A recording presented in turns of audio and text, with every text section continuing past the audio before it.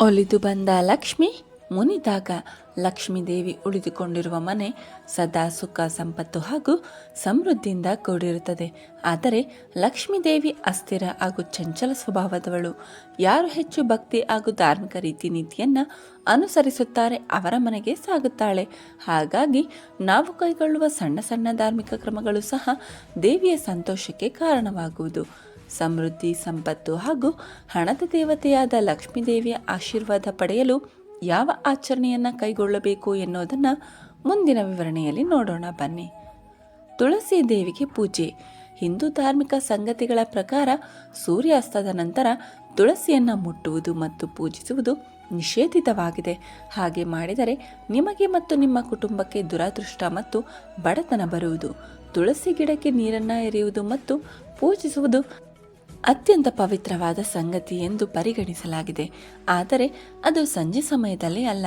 ಸಂಜೆ ಸಮಯದಲ್ಲಿ ತುಳಸಿಗೆ ತುಪ್ಪದ ದೀಪವನ್ನು ಬೆಳಗಬೇಕು. ಆಗ ತುಳಸಿ ದೇವಿಯು ನಕಾರಾತ್ಮಕ ಶಕ್ತಿಯ ನಿರ್ಮೂಲನೆ ಮಾಡುವಳು. ಜೊತೆಗೆ ಲಕ್ಷ್ಮೀ ದೇವಿಯು ಮನೆಯ ಒಳಗೆ ಪ್ರವೇಶಿಸುವಳು. ಸೂರ್ಯಾಸ್ತದ ನಂತರ ಕಸ ಗುಡಿಸುವುದು. ಸೂರ್ಯಾಸ್ತದ ನಂತರ ಮನೆಯ ಒಳಗೆ ಮತ್ತು ಹೊರಗೆ ಕಸ ಗುಡಿಸುವುದು ಅಶುಭ ಸೂಚಕ. ಅದನ್ನು ಮಾಡಬಾರದು.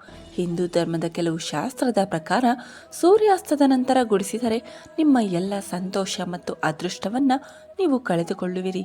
ಎಲ್ಲವೂ ಸ್ವಚ್ಛವಾಗಿ ತೊಳೆದು ಹೋಗುವುದು. ಲಕ್ಷ್ಮೀ ದೇವಿಯು ಮನೆಯಿಂದ ಆಚೆ ಹೋಗುವಳು ಎಂದು ಹೇಳಲಾಗುವುದು. ದೈಹಿಕ ಅನ್ಯೋನ್ಯತೆ. ಸಂಜೆಯ ಸಮಯದಲ್ಲಿ ದೇವರಿಗೆ ದೀಪವನ್ನು ಬೆಳಗಿ ಪ್ರಾರ್ಥನೆ ಅಥವಾ ಭಜನೆಯನ್ನು ಮಾಡಬೇಕು. ಪವಿತ್ರವಾದ ಆ ಸಮಯದಲ್ಲಿಯೇ ಲಕ್ಷ್ಮೀ ದೇವಿ ಮನೆಗೆ ಆಗಮಿಸುವಳು ಎಂದು ಹೇಳಲಾಗುವುದು. ಅಂತಹ ಸಮಯದಲ್ಲಿ ಮಲಗುವುದು ಅಥವಾ ಸಂಭೋಗ ನಡೆಸುವ ಕೆಲಸವನ್ನು ಮಾಡಬಾರದು. ಅದು ದುರಾದೃಷ್ಟವನ್ನು ಆಹ್ವಾನಿಸುವುದು. ಲಕ್ಷ್ಮೀ ದೇವಿಯ ಕೋಪಕ್ಕೆ ಕಾರಣವಾಗುವುದು. ದೇವಿ ಮನೆಗೆ ಬರುವ ಸಂದರ್ಭದಲ್ಲಿ ದೈಹಿಕ ಅನ್ಯೋನ್ಯತೆಗೆ ಒಳಗಾದರೆ ಭವಿಷ್ಯದಲ್ಲಿ ಕಷ್ಟಗಳನ್ನು ಎದುರಿಸಬೇಕಾಗುವುದು.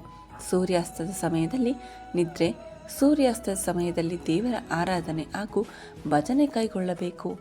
ದೇವರ ಆರಾಧನೆ, ಧ್ಯಾನ ಹಾಗೂ ಭಜನೆ ಮಾಡಲು ಅದು ಅತ್ಯಂತ ಪವಿತ್ರವಾದ ಸಮಯವಾಗಿರುತ್ತದೆ. ಅಂತಹ ಸಮಯದಲ್ಲಿ ಮಲಗಿ ನಿದ್ರೆ ಮಾಡಿದರೆ ನಕಾರಾತ್ಮಕ ಶಕ್ತಿಯನ್ನು ಆಕರ್ಷಿಸುವುದು. ವ್ಯಕ್ತಿಯು ಬೊಜ್ಜು, ರಕ್ತದೊತ್ತಡ ಸೇರಿದಂತೆ ಅನೇಕ ಆರೋಗ್ಯ ಸಮಸ್ಯೆಯನ್ನು ಕಾಡುವುದು. ಲಕ್ಷ್ಮೀದೇವಿ ಅಂತಹವರ ಮನೆಗೆ ಬಾರಳು ಎನ್ನಲಾಗುತ್ತದೆ.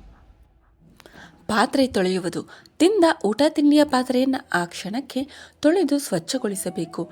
ಅದನ್ನು ಒಂದೆಡೆ ರಾಶಿ ಹಾಕಿಕೊಂಡು ಸೂರ್ಯಾಸ್ತದ ನಂತರ ತೊಳೆದರೆ ಶನಿ ಮತ್ತು ಚಂದ್ರನ ಕೋಪಕ್ಕೆ ಕಾರಣವಾಗಬೇಕಾಗುತ್ತದೆ. ತಿಂದ ತಟ್ಟೆಯನ್ನು ಒಣಗಿಸದೆ ಆಯಾ ಸಮಯಕ್ಕೆ ತೊಳೆದು ಸ್ವಚ್ಛಗೊಳಿಸಿದರೆ ಲಕ್ಷ್ಮೀ ದೇವಿಯು ಸಂಪತ್ತು ಮತ್ತು ಸಮೃದ್ಧಿಯನ್ನು ಕರುಣಿಸುವಳು ಎನ್ನುವ ನಂಬಿಕೆ ಇದೆ. ಸೂರ್ಯಾಸ್ತದ ಸಮಯದಲ್ಲಿ ಅಧ್ಯಯನ. ಸೂರ್ಯಾಸ್ತದ ಸಮಯದಲ್ಲಿ ಅಧ್ಯಯನವನ್ನು ಮಾಡಬಾರದು. ಹಾಗೊಮ್ಮೆ ಅಧ್ಯಯನವನ್ನು ಮಾಡಿದರೆ ಲಕ್ಷ್ಮೀ ದೇವಿಯ ಕೋಪಕ್ಕೆ ಕಾರಣವಾಗಬೇಕಾಗುತ್ತದೆ.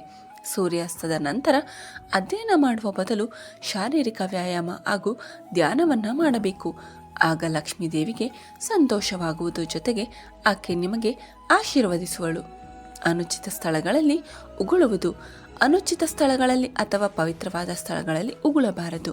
ನಮ್ಮ ಸುತ್ತಮುತ್ತಲಿನ ಜಾಗವು ಸ್ವಚ್ಛತೆಯಿಂದ ಇಟ್ಟುಕೊಳ್ಳಬೇಕು. ಎಲ್ಲೆಂದರಲ್ಲಿ ಉಗುಳುವುದರಿಂದ ಕೊಳಕು ಉಂಟಾಗುವುದು. ಜೊತೆಗೆ ಋಣಾತ್ಮಕ ಶಕ್ತಿಯು ಆಕರ್ಷಿಸುವುದು.